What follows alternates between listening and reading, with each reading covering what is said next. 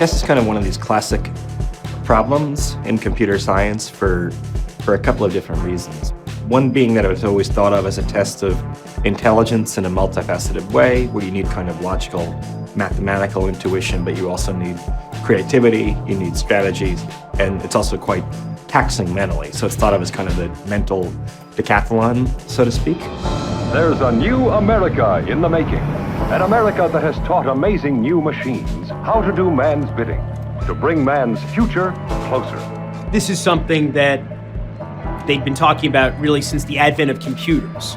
It's almost as if they build a computer and then they say, can we build one good enough to be really good at chess? Because chess for thousands of years has been, something that we've used to measure intelligence. And if a computer could defeat a human who really knows what he or she is doing at the chessboard, then, we're talking about 2001, A Space Odyssey. Then they can do anything.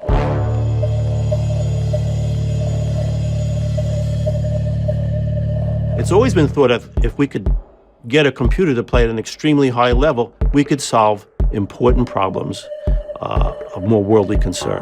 Every day, another electronic computer created by IBM goes to work in industry, science, government, or defense.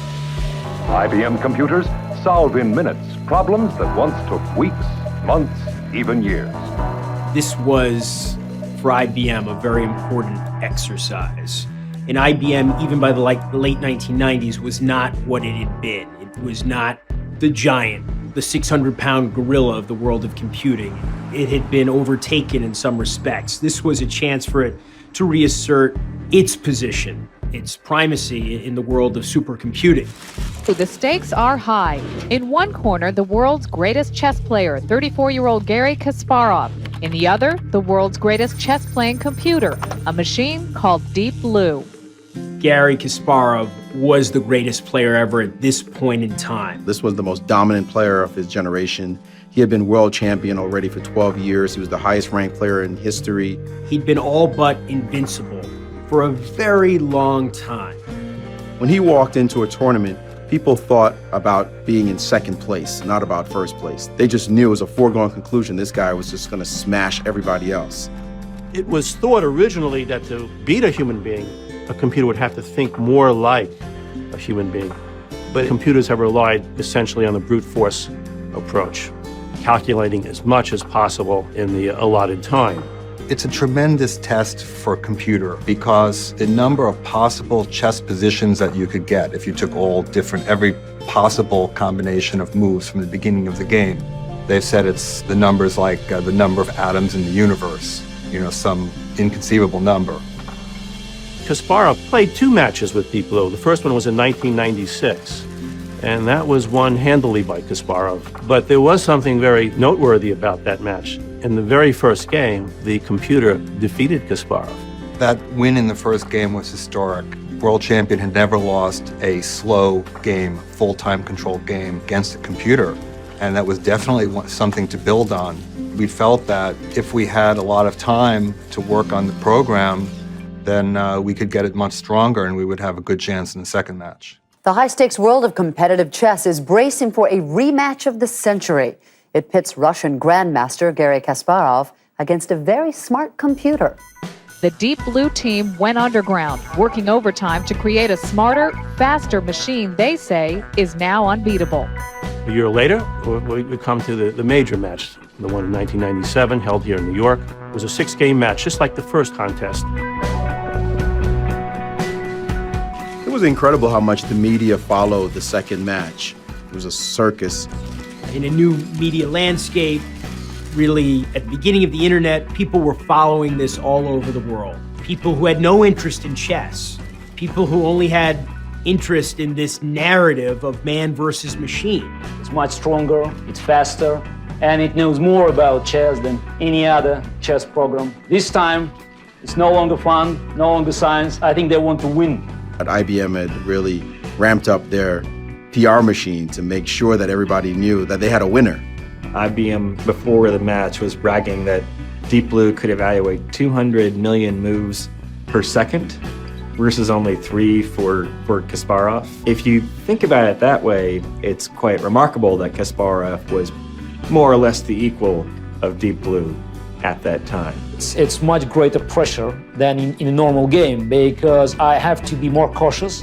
I have to take less risk. I should understand that any risky decision could have gravest consequences for me.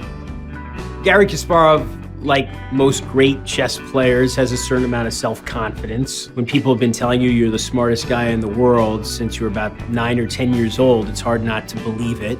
He definitely has a healthy ego, and that is generally something that is a positive factor for champions. It's better to be too confident than not confident enough. I always had a very simple principle: losing is not an option.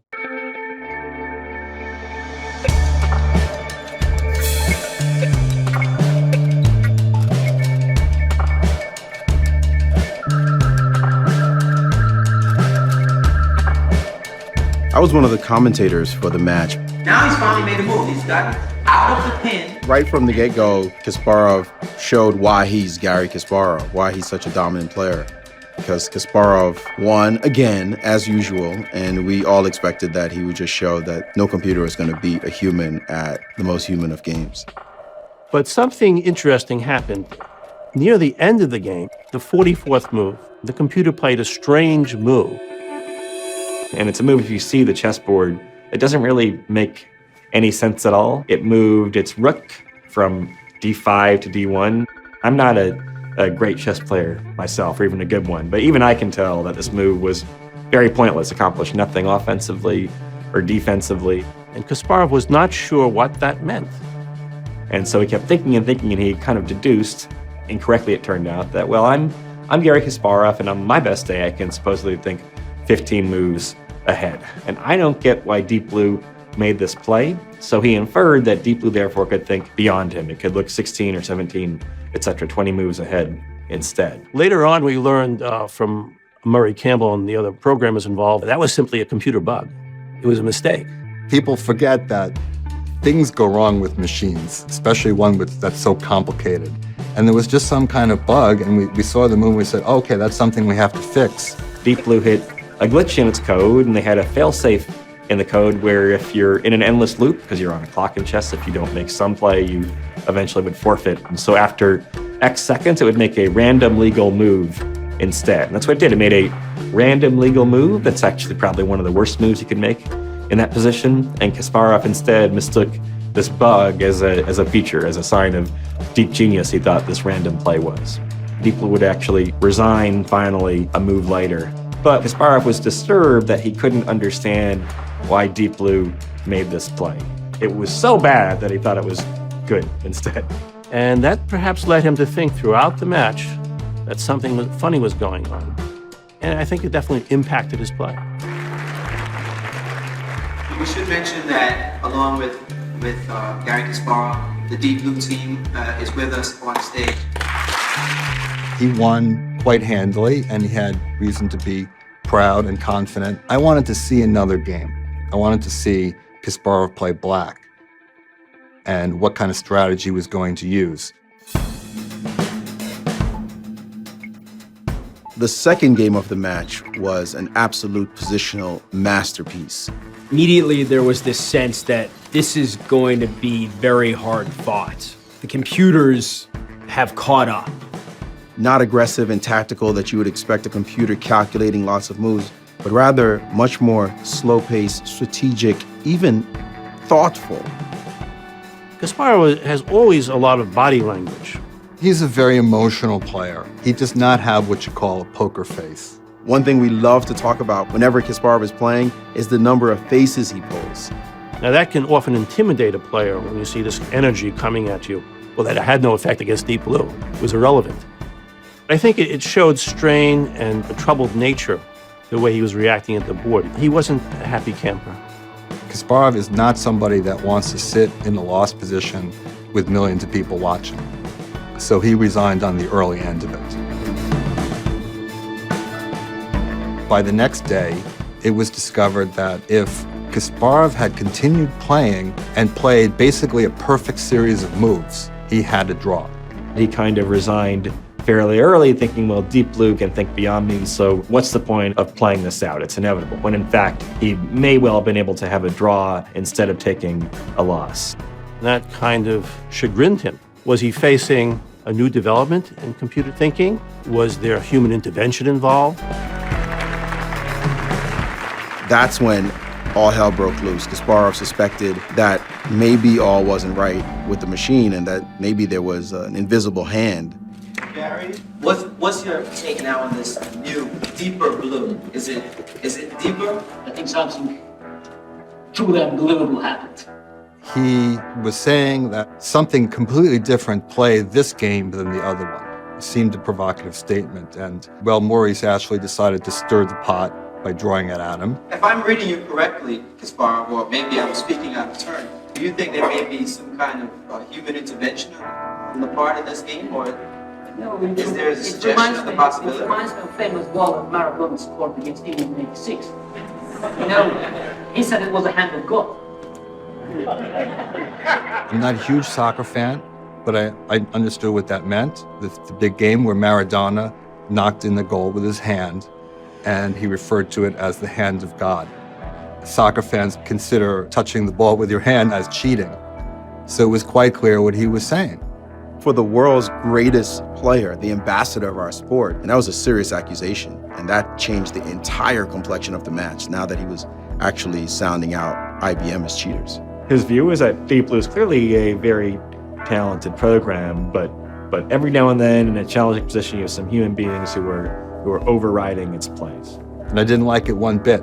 I thought it was disgraceful that in this competition that he would jump to a conclusion like that without any evidence whatsoever, and that he would spoil the atmosphere completely by saying that.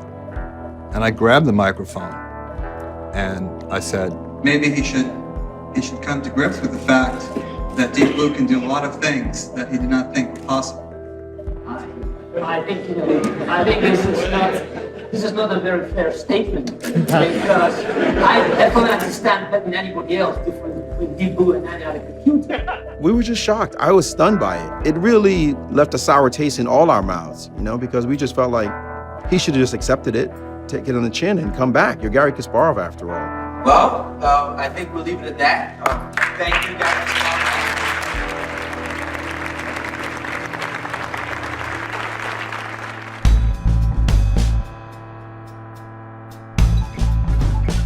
Games 3, 4, and 5 all ended in draws, with Kasparov pressing in 4 and 5, but just not being able to pull them off. he did not play like Kasparov. He didn't play with his usual aggression and fierceness. He was playing as an underdog, basically, instead of as a favorite, which he probably still was at that time, and erased a lot of his own, I think, natural advantages. Kasparov is also dealing with all the emotional consequences and all the psychological consequences. The machine doesn't have to worry about that. The machine's got a fan running that cools it down. He also realized that he was beatable, that this was not a joke. He could lose. And I think he lost some of his mojo and started playing a lot less accurately, a lot less aggressively, as would be typical for Kasparov, and that really set him up for disaster. I think he may have made a mistake by trying to kind of basically hack the computer and say, we're going to try and find things where its programs aren't strong. This is kind of a case where Kasparov's human instincts got in the way of his clear human thinking. Shakespeare had it, to thine own self be true. Well, he wasn't true to himself. The fact that he let it get to him in his head meant to a certain extent that the computer already had him beat.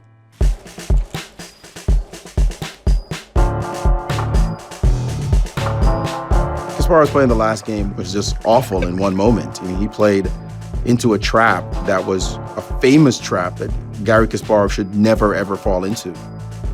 Kasparov had been tricked and outwitted into a terrible position, and that did compel him to resign, and he had lost the match. And whoa! Deep Blue Kasparov. When it happened, we were stunned.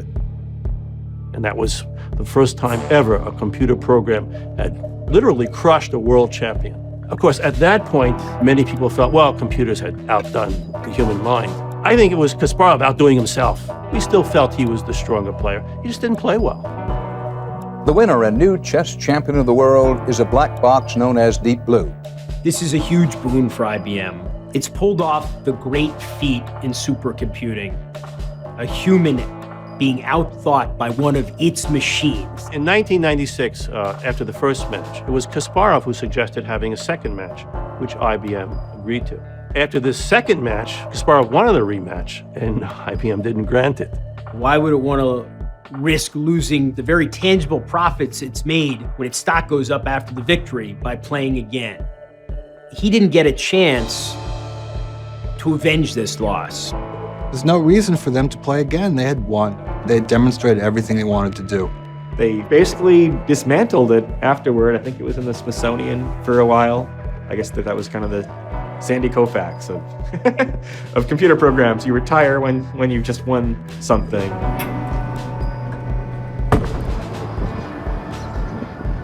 What people may not realize today is that there is no more man versus machine because it's not a fair fight anymore. The machines are infinitely stronger than the human players. Kasparov was trying to uphold humanity in one sense. I'm not sure humanity needed upholding. I mean, human beings programmed Deep Blue. It's still a human representation of human intelligence. We thought of as man the toolmaker against man the artist. The artist is very important, but so is the scientist, so is the toolmaker. And we need to develop both these things.